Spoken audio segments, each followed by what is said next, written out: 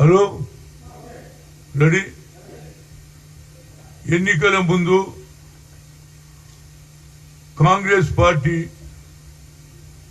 మేము పవర్లు వస్తే 42% reservation local బాడీలో ఇస్తామని కామారెడ్డిలో రేవంత్ రెడ్డి గారు సిద్ధరామయ్య కర్ణాటక ముఖ్యమంత్రి ముందు అనౌన్స్ చేయడం జరిగింది. తర్వాత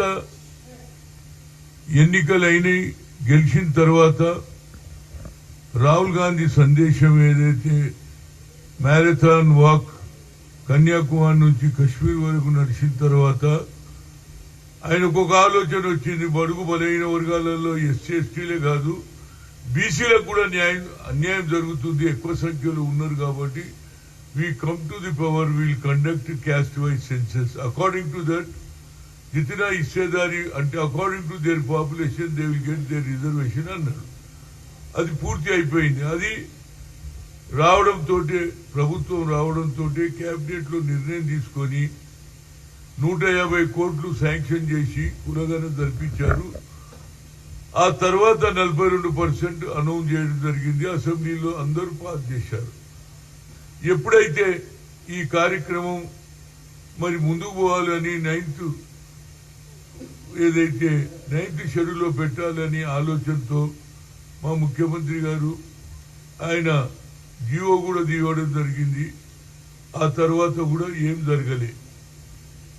ఇప్పుడు అన్ని పార్టీలు రోజు పొద్దున్న లేస్తే డైలీ పేపర్లో ప్రతి దగ్గర కూడా బీసీ సంఘాల మీటింగ్లు, అదేవిధంగా రౌండ్ టేబుల్ కాన్ఫరెన్స్, దాంతో పాటు మా ముఖ్యమంత్రి గారు ఢిల్లీ కూడా తీసుకెళ్లారు.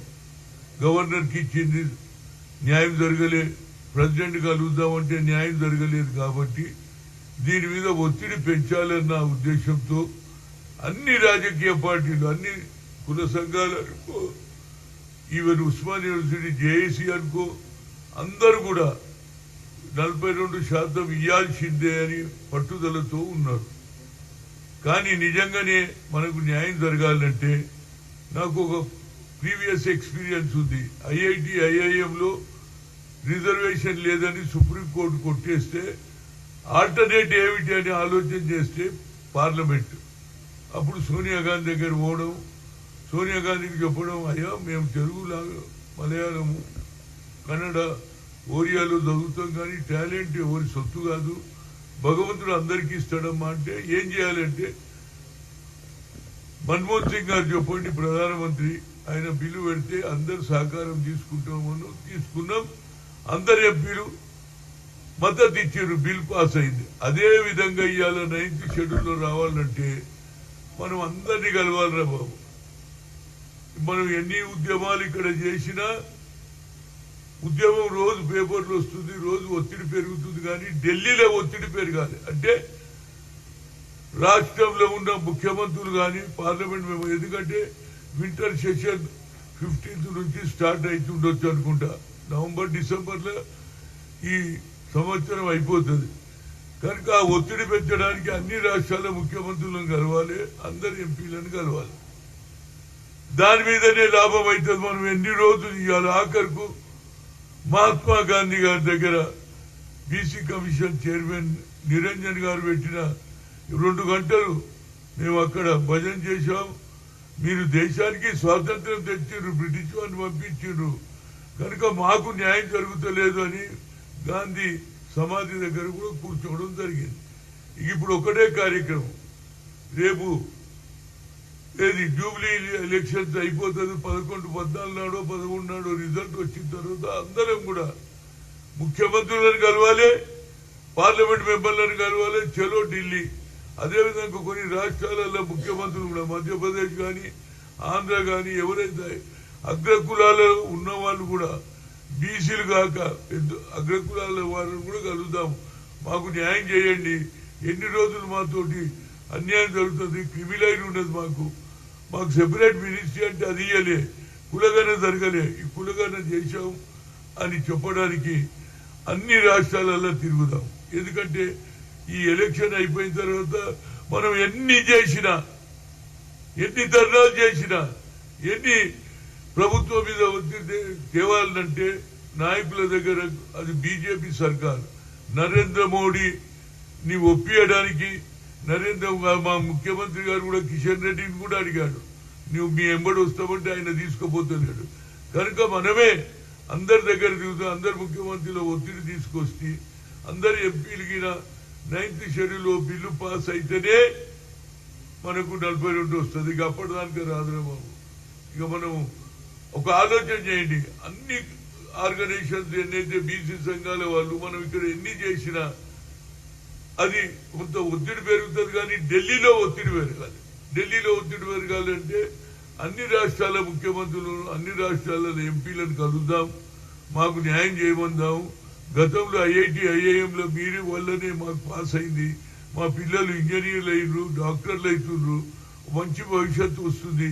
మా భవిష్యత్తు కూడా లోకల్ బాడీలో 42% రిజర్వేషన్ అమలు కావాలంటే మనం ఢిల్లీలో అదేవిధంగా ఇతర రాష్ట్రాలలో తిరిగి ముఖ్యమంత్రులను కలుద్దాం, ఎంపీలను కలుద్దాం. అందరం దీనికి ముఖ్యమంత్రి గారు పూర్తి సహకారం చేస్తాడు, అదేవిధంగా మహేష్ కూడా సహకారం చేస్తాడు.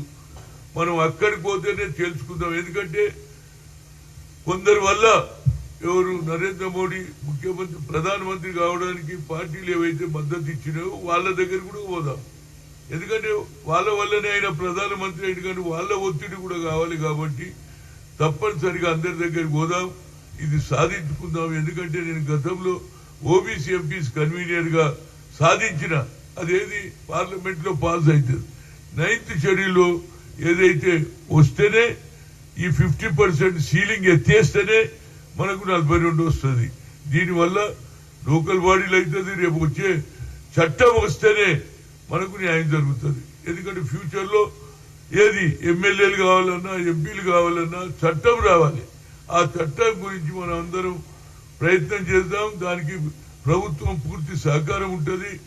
ఎట్టి పరిస్థితుల్లో రేపు జరగబోయే ఏది జూబ్లీహిల్స్ ఎలక్షన్స్ లో తంపిక్ మెజారిటీతో మరి మన నవీన్ యాదవ్ గెలుస్తాడు. కనుక దాని కాగానే ఈ కార్యక్రమం పెట్టుకుందాం. ఇది ఎన్ని రోజులు చేసినా ఎన్ని రోజులు కష్టపడ్డా పేపర్లలో వస్తుంది అంతవరకే. కానీ పార్లమెంటులో మద్దతు కావాలంటే అది మమతా బెనర్జీ కావచ్చు, లేకపోతే ఎవరు అన్ని రాష్ట్రాల ముఖ్యమంత్రులతో కలిసి మనకు న్యాయం చేయమని కోరుదాం.